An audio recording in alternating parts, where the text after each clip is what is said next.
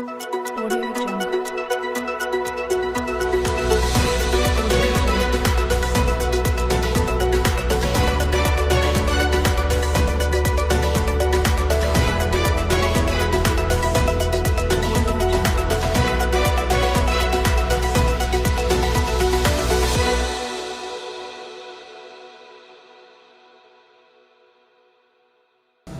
नमस्कार दोस्तों, स्वागत है आपका हमारे YouTube चैनल राष्ट्रीय ग्राम दूत में। आज हम सरपंच साहब मनोहर जी सोनी के पास पीपली आचार्य में पहुंचे हैं। उनसे जानेंगे कि उन्होंने किन किन मुद्दों पे चुनाव लड़ा है, क्या क्या उनके विकास के मुद्दे रहेंगे, सरकार ने या ग्राम वासियों ने उन्हीं को क्यों चुना।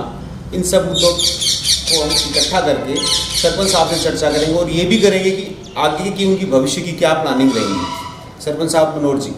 Yes sir. सर आप बताइए कि आपके ग्राम पंचायत में कुल कितने प्रत्याशी थे?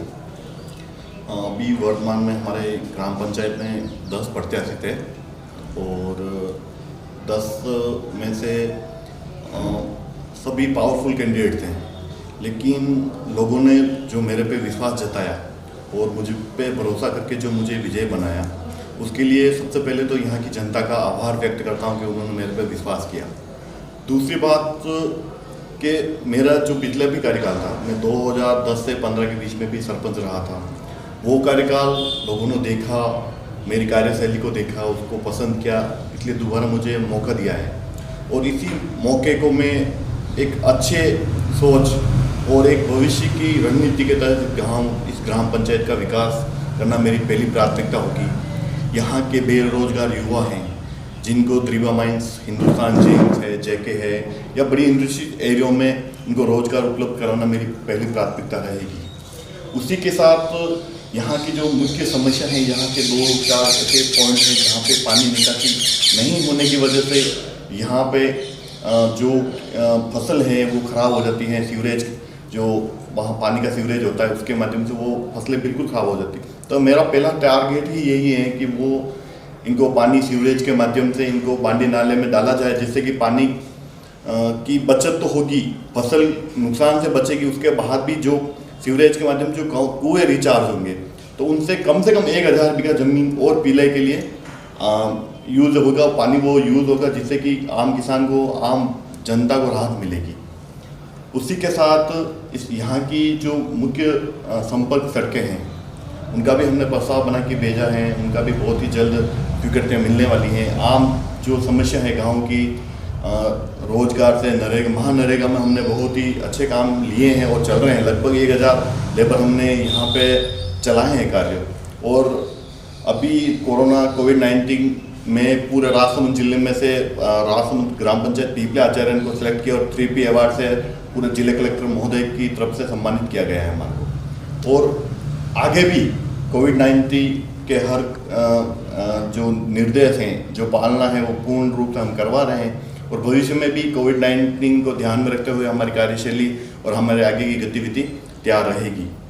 सर इसके लिए एक चीज़ बीच में पूछना चाहूँगा आपको कि जो कोविड वाला है, ये ज़्यादातर ये पूरे ग्लोबलाइज ये प्रॉब्लम है। अब इसमें गवर्नमेंट तो ध्यान दे ही रही है, आप अपने लेवल पे अपने गांव में क्या चेंज करना चाह रहे हो इसमें चिकित्सा में कि उसका आगे प्रिकॉशंस रहे और जो कोई भी मरीज हो वो अच्छे से क्योर हो, उसको बाहर नहीं जाना पड़े, क्योंकि आपके यहाँ जो शहर लगते हैं दूरी पे लगते हैं, दूरी बात तो अपने इलाज के लिए वो असमर्थ होंगे। तो इसके लिए आपने क्या प्लानिंग की है वो बताइए।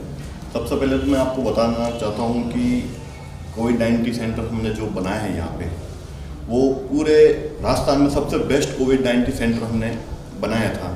और हर आदमी को जागरूकता के माध्यम से हमारी जो कोरोना रक्षक दल है, राजसमंद कलेक्टर महोदय द्वारा जो बनाया गया, उसका ओपनिंग यहीं से की गई थी। माननीय कलेक्टर साहब पधारे थे और वही दल जो 10 सदस्यीय टीम है ना, वही दल पूरे हर गली मोहल्ले में जाता है, हर गली मोहल्ले में मास्क का वितरण करता है, सैनिटाइजर का वितरण करता है और लोगों को मोटिवेशन देता है कि इस कोरोना से कैसे बचा जा सकता है। सोशल डिस्टेंस के माध्यम से सबसे दूरी, मास्क का उपयोग जरूरी करना है। आप कहीं पे भी बाहर जाएं, कम अनावश्यक रूप से बाहर न निकलें। ऐसी ही हमने कई चीज़ें मोटिवेशन के लिए डाली हैं कि भी कि आपको ये इन चीज़ों को पालना पूर्ण रूप से करनी है। हमने राज्य सरकार की गाइड के अनुसार मृत्यु भोज पर पूर्ण पाबंदी लगा दी है। जहाँ पे भी ऐसी कोई क्रिया होती है उस पर हम पूर्ण रूप से नोटिस जारी करके इनको अवगत कराते हैं कि अगर आपने ऐसी कोई चीज़ करी है तो बिल्कुल आपके खिलाफ कार्रवाई की जाएगी। ऐसी चीज़ें हमने बहुत सी शादी ब्याह बड़े बड़े समारोह को हमने स्थगित करवा दिए हैं कि कोई भी 50 लोगों से ज़्यादा इकट्ठे नहीं होनी चाहिए और सोशल डिस्टेंस की पूर्ण पालना करनी चाहिए। और चिकित्सा क्षेत्र में भी हमने यहाँ पे एक गवर्नमेंट के माध्यम से जालियों का जो मच्छर जालियाँ होती हैं उनका पूरे गाँव में पूरी पंचायत में हमने उसको वितरित करवाया है। और पूर्ण पालना के रूप में हम पूरे सतर्क हैं कि कहीं पे भी ऐसी कोई कंडीशन आती है। और सबसे अच्छी बात है कि आज दिन तक ग्राम पंचायत पीपले आचरण में एक भी कोविड-19 का केस नहीं आया है। ये सबसे बड़ी खुशी की बात है हमारी। सर इसी से पता चलता है कि आप इसके लिए कितने जागरूक हैं और तभी आपको अवार्ड दिया है। जी। आप इसमें एक छोटा सा एक मुद्दा अपन चेंज करते हैं।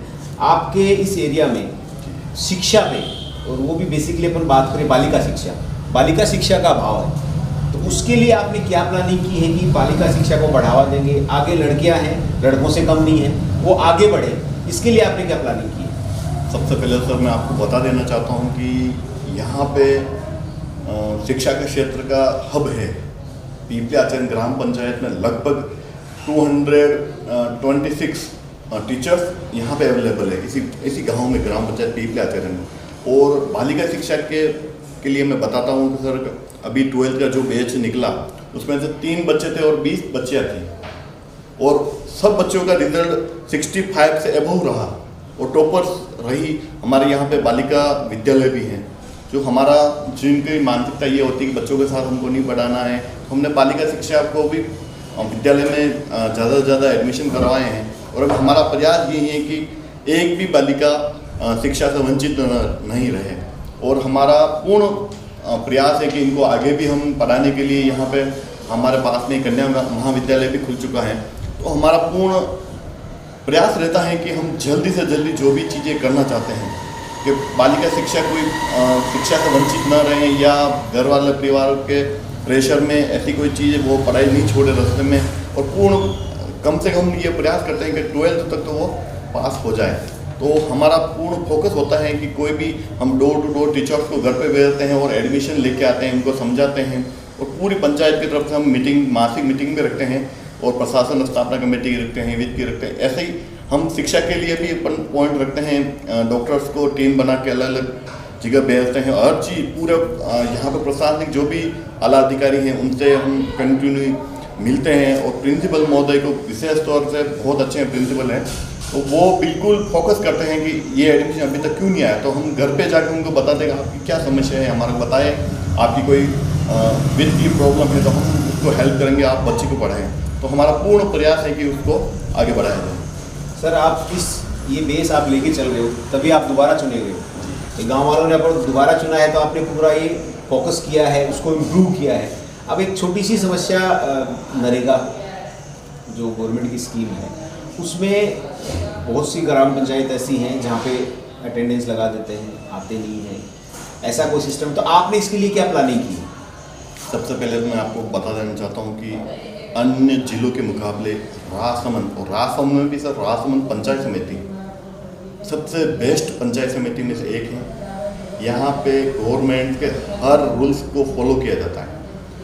यहाँ पे आप 99% कहीं भी पंचायत में जाना राजसमंद ब्लॉक की, आपको कहीं पे भी ऐसी गलती नहीं मिलेगी, फर्जीवाड़ा कहीं पे भी देखने को नहीं मिलेगा। यहाँ पे एकदम जो यहाँ के CO मैम हैं, यहाँ के जो BDO साहब हैं, विकास अधिकारी जी इतने एक्टिव हैं कि वो मुझे लगता है कि वो हर बार एक पखवाड़े में एक गांव में हर मिस्टर को चेक होता है। उसके बाद हमारी जो जिम्मेदारी होती है, सरपंच हर पखवाड़े में हर 2 बार चेकिंग करता हूँ। मैं खुद स्वयं जाता हूँ, मेरी पूरी जो वार्ड पंचों की टीम है वो पूरी जांच करती है समय समय पर। विकास अधिकारी जी, ग्राम रोजगार सहायक, LDC, मौके पे हम जब भी मौका मिलता है हम बिल्कुल वहाँ पे पहुँचते हैं और वहाँ पे पूरा निरीक्षण करते हैं, अटेंडेंस को चेक करते हैं। और ऐसे हमारे को आज दिन तक कोई गलती देखने को न मिली है कि एक भी फर्जी आदि चलती है। सर अब आगे आपका जो कार्यकाल बचा हुआ है, इनमें आप किन किन योजनाओं पे जो अभी तक आपने स्टार्ट नहीं की है या जो स्टार्ट कर दी है उनको अलग रूप में मॉडर्नाइजेशन करना चाह रहे हो, तो ऐसी कोई स्कीम अगर आपके पास हो तो आप बताइए। सर सबसे पहले तो मैं एक खुद स्पोर्ट्समैन रहा हूँ और मेरा मूल मोटो स्पोर्ट्स को लेकर और विद्यालय के जो डेवलपमेंट है उसके ऊपर फोकस है मेरा। और मेरी मानसिकता है कि सर सबसे पहले अगर आपको लाइफ में कुछ होना है तो दुनिया की सब चीज़ें छोड़ के स्पोर्ट्समैन या खेल पे और आपके हेल्थ पे विशेष फोकस करना चाहिए, क्योंकि फोकस हेल्थ पर अगर फिट है तो आप दुनिया की सब चीज़ें आपको पा लेती हैं। तो मेरा सबसे अच्छा मोटो है कि मैंने 2 प्लानिंग कर रखी है। एक छोटा सा ग्राउंड है 6 बीघा का, तो उसमें हमने प्रिंसिपल के माध्यम से और रामसा के योजना के माध्यम से हमने पूरे बाउंड्री वार करवा दिया है। कम से कम 2000 ट्रिप हमने मिट्टी के डलवा के उसको लेवल को ऊपर किया है। और अब हम प्रयास कर रहे हैं कि वहाँ पे घास और एक वॉलीबॉल कोर्ट और cricket pitch, athletics, volleyball, kho kho, ऐसे कई गेम्स हैं जो हमारे यहाँ पे लोकल चलते हैं अच्छे से, उनको डेवलप और इम्प्रूव करना हमारी पहली प्राथमिकता यही है।